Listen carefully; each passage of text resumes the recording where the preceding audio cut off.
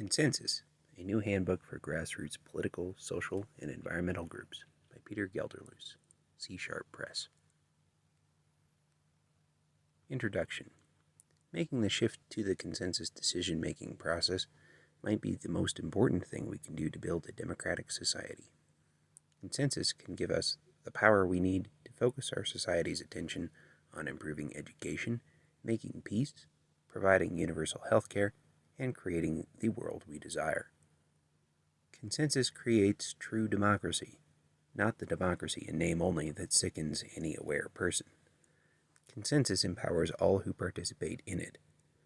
In name only democracy disempowers all who participate in it, who dutifully trudge to the polls every few years to select new masters. True democracy might be a large part of the solution to our most pressing problems. In name only democracy is little more than a smokescreen for domination and an excuse for war. Thus, this book addresses one of the most important topics of our time. It's ironic that at the time when in-name only democracy in the United States may be nearing its end, with the Congress and courts allowing the executive branch to seize their powers, an interest in a more powerful system of democratic decision-making is emerging.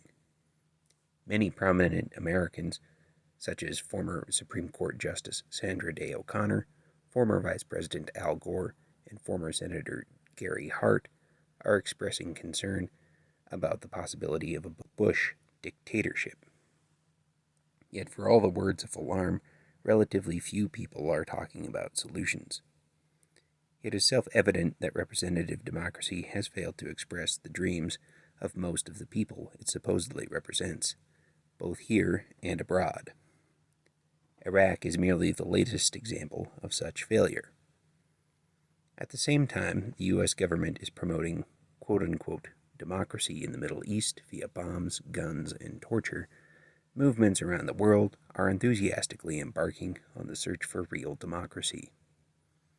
Consensus decision-making is used around the world by indigenous people in resistance who have used it for millennia, groups like the Zapatistas, and organizations in the United States such as Earth First, Indymedia, and some Green Party chapters. One of the most prominent groups using consensus is Food Not Bombs, which now has over 300 chapters worldwide. Food Not Bombs members adopted formal consensus at FNB's decision-making process because it reflects FNB's members' values. Consensus has also been an effective way to encourage commitment to the tasks and goals of Food Not Bombs, and has made it more difficult for the authorities to infiltrate Food Not Bombs groups and disrupt FNB actions. In fact, the use of consensus by Food Not Bombs and Indymedia may be one reason the FBI in Texas placed both groups on its terrorist watch list.